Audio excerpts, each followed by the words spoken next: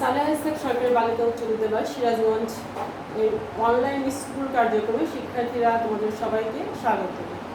আজকে আমি জেসমিন আক্তার, সহকারী শিক্ষক, সালেহা ইসলাম সরকারি বালিকা উচ্চ বিদ্যালয়। আমি আজকে তোমাদেরকে নবম শ্রেণীর ত্রিকোণমিতি বিষয়ের উপর একটি পাঠ দেব। ত্রিকোণমিতি এই অংশটুকু তোমাদের জন্য একেবারেই নতুন। তোমরা এর আগের শ্রেণীতে এই বিষয় সম্পর্কে কোনো ধারণা তোমাদের ছিল না।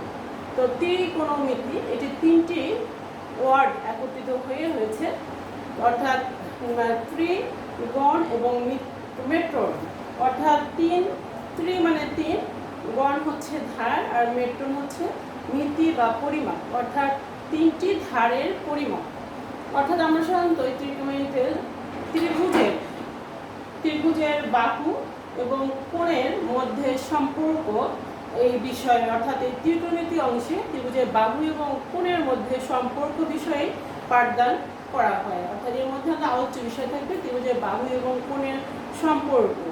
তো প্রথমে আমাদের ত্রিকোণমিতিতে আমরা ত্রিকোণমিতিক অনুপাত শিখব, এবং অনুপাতটি শেখার আগে সেটি হচ্ছে, অনুপাত বলতে ত্রিভুজের বাহুগুলোর অনুপাত, একটি বাহুর সাথে আরেকটি বাহুর অনুপাত।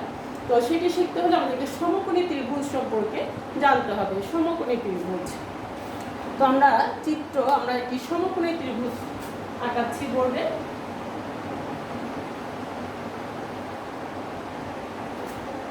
ABC একটি সমকোণী ত্রিভুজ, বি কোণটি হচ্ছে সমকোণ,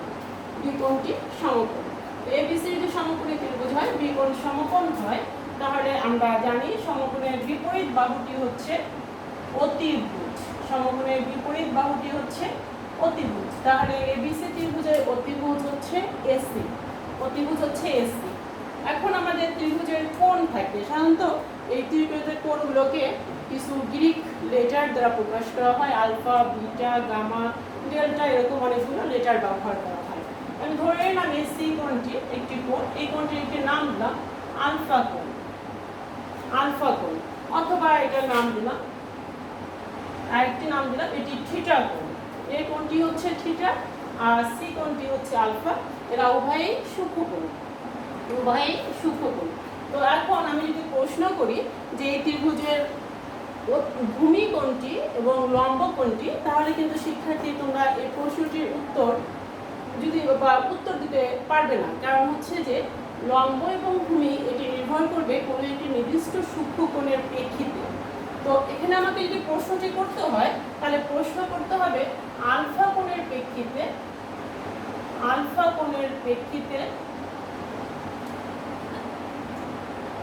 ত্রিভুজের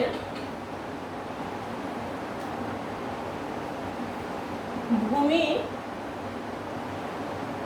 এবং লম্ব চিহ্নিত করো। ত্রিভুজের ভূমি এবং লম্ব চিহ্নিত করো। আলফা কোণের প্রেক্ষিতে ত্রিভুজের ভূমি এবং লম্ব চিহ্নিত করতে বলা হয়েছে।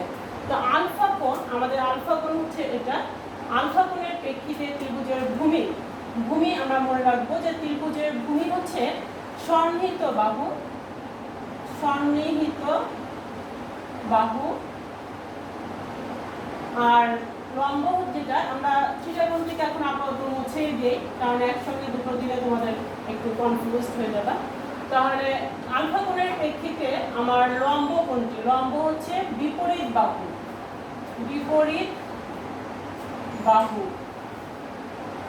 বাহুকে বলা হচ্ছে লম্ব, বিপরীত বাহু বা লম্ব।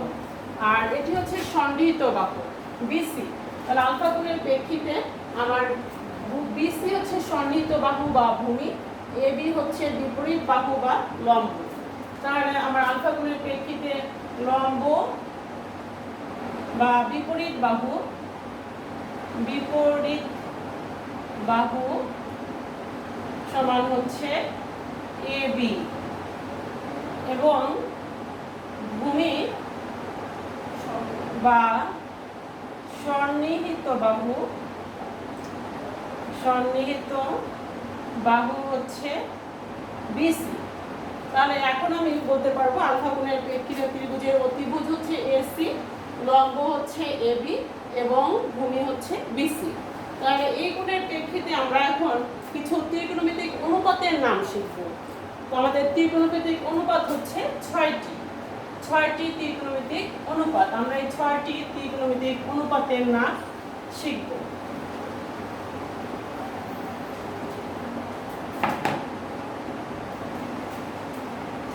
এই নামগুলো আমরা একটু ধারাবাহিকভাবে শিখব, যাতে আমাদের একটির সাথে আরেকটির কিছু সম্পর্ক আছে, এই সম্পর্কটা আমরা বুঝতে পারি।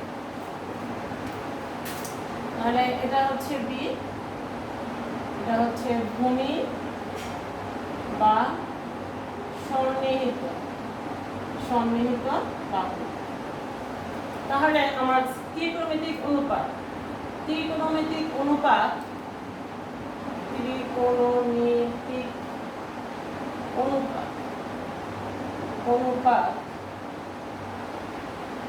6টি ত্রিকোণমিতিক অনুপাত 6টি। এই 6টি হচ্ছে আমরা আগে শিখি কি কি নাম। সাইন আমরা যে কোণের নাম দেব কোণের প্রেক্ষিতে তা হবে। যেমন আমি এখানে আলফা কোণের নাম দিয়েছি, তাহলে এটা হচ্ছে একটা হচ্ছে সাইন আলফা। তারপরে একটা হবে কজ আলফা। তারপর হচ্ছে tan alpha, cot alpha, sec alpha এবং কোসেক আলফা। তাহলে ত্রিকোণমিতিক অনুপাত আমরা 6টি নাম লিখেছি: sine alpha, cos alpha, tan alpha, cot alpha, sec alpha এবং কোসেক আলফা।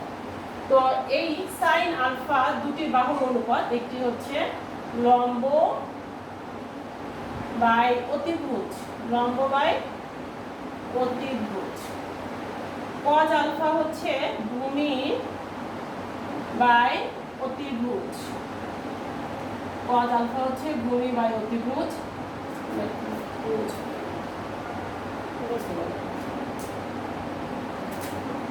ফাটা করে লিখি।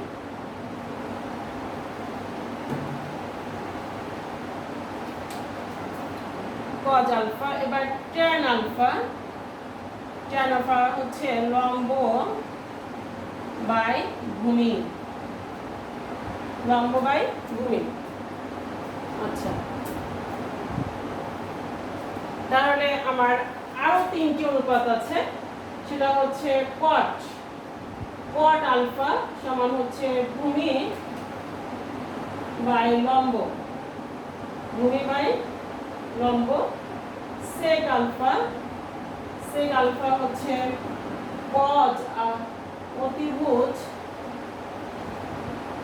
অতিভুজ বাই ভূমি, আর কোসেক আলফা হচ্ছে অতিভুজ বাই লম্ব। তাহলে আমরা এখানে ত্রিকোণমিতিক অনুপাতের 6টি নাম: সাইন, কজ, ট্যান, কট, সেক, কোসেক। সাইন লম্ব বাই অতিভুজ, কজ ভূমি বাই অতিভুজ, ট্যান লম্ব বাই ভূমি। এখানে আমরা খেয়াল করে দেখতে পাচ্ছি ট্যান লম্ব বাই ভূমি, কট কিন্তু ভূমি বাই লম্ব। তাহলে কটের সাথে ট্যানের একটি সম্পর্ক আছে, সেটি হচ্ছে ট্যান এবং কট পরস্পর গুণাত্মক বিপরীত। অর্থাৎ এই কট সমান আমরা ইচ্ছে করলে এটাকে লিখতে পারি কট সমান 1/tan আলফা, কট সমান 1/tan আলফা। আবার সেক আমরা দেখতে পাচ্ছি কজ হচ্ছে ভূমি বাই অতিভুজ, সেক হচ্ছে অতিভুজ বাই ভূমি। তাহলে কজ এবং সেক এটা একে অপরের উল্টা, অর্থাৎ সেক সমান আমরা বলতে পারি সেক সমান হচ্ছে 1/cos আলফা। সেক সমান 1/cos আলফা। আবার কোসেক এবং সাইন, সাইন হচ্ছে লম্ব বাই অতিভুজ, কোসেক হচ্ছে অতিভুজ বাই লম্ব। তাহলে কোসেক এটা লিখতে পারি 1/sin আলফা। তাহলে আমাদের সাইনের সাথে সম্পর্ক হচ্ছে কোসেকের, এরা একে অপরের উল্টা। আবার কজের সাথে সম্পর্ক হচ্ছে সেকের, এটা একটা উল্টা। এবং ট্যানের সাথে সম্পর্ক হচ্ছে কটের, এটা একটি পরস্পর গুণাত্মক বিপরীত। তাহলে আমাদের এই 6টি অনুপাত আমরা দেখলাম যে 6টি অনুপাতের নাম। এখন যদি প্রশ্ন করা হয় আমার এবিসি একটি ত্রিভুজ, এর অতিভুজ সমান সাপোজ দিলাম 13 সেন্টিমিটার, অতিভুজ 13 সেন্টিমিটার, আর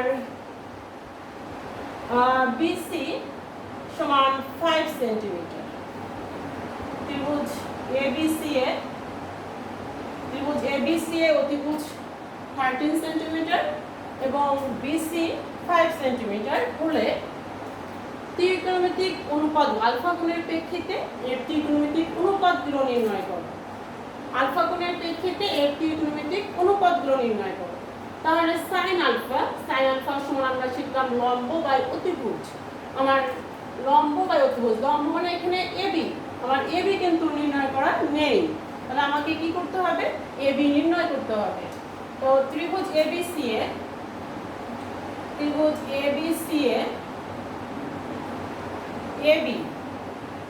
এবি সমান কি? এবি সমান রুট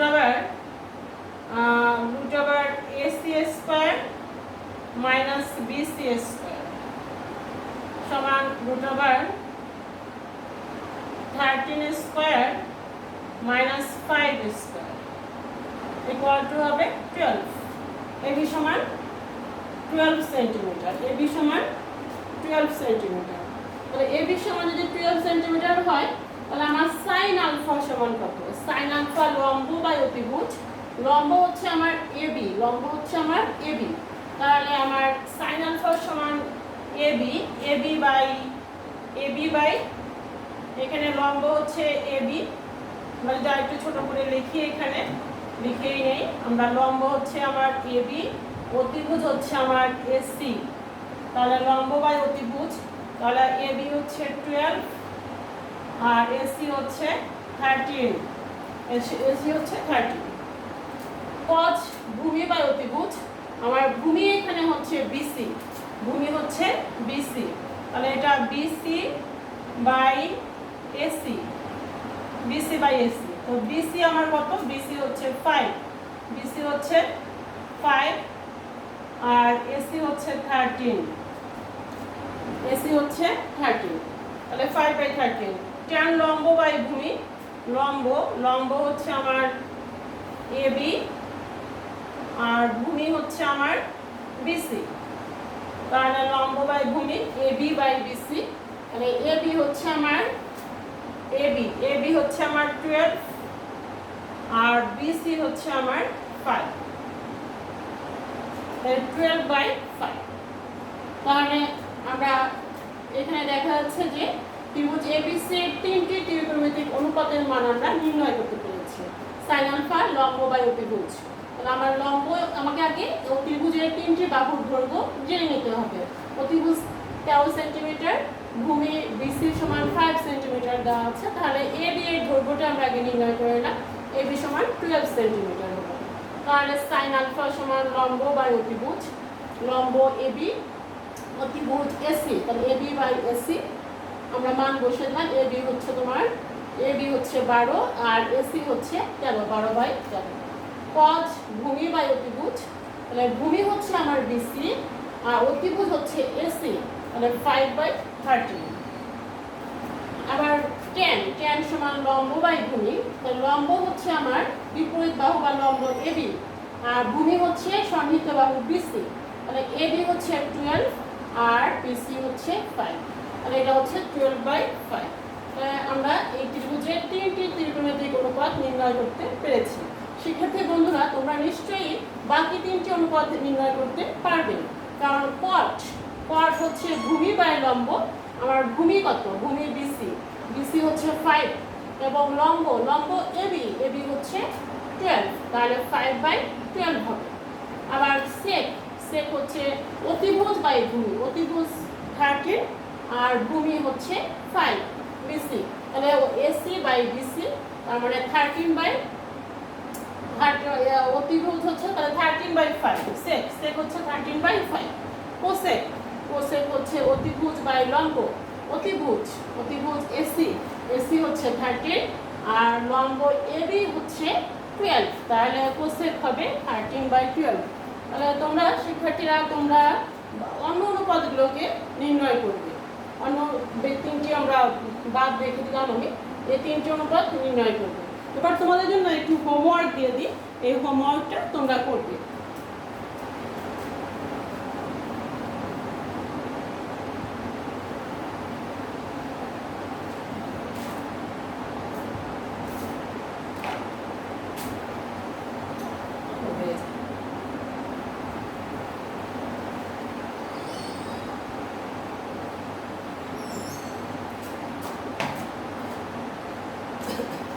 ত্রিভুজ PQR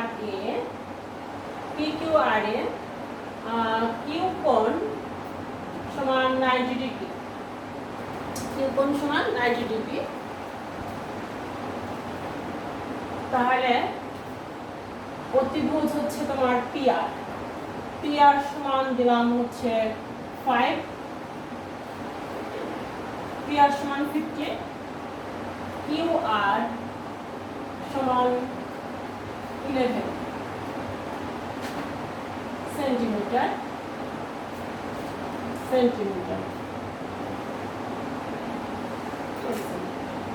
10 সেন্টিমিটার হলে আর কোণের প্রেক্ষিতে কোণ আর সমান আলফা হলে ধরে আর সমান আলফা ধরে 6টি ত্রিকোণমিতিক অনুপাতের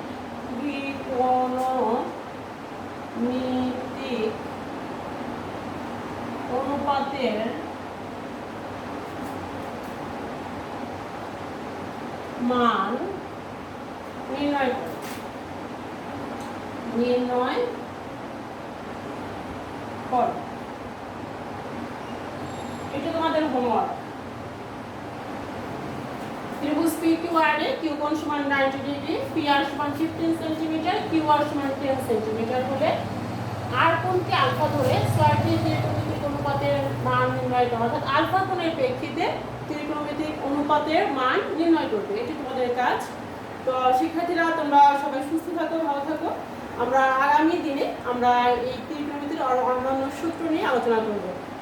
সেই পর্যন্ত সবার সুস্থ থাকার প্রত্যাশায় আমি শেষ করছি। ধন্যবাদ সবাইকে।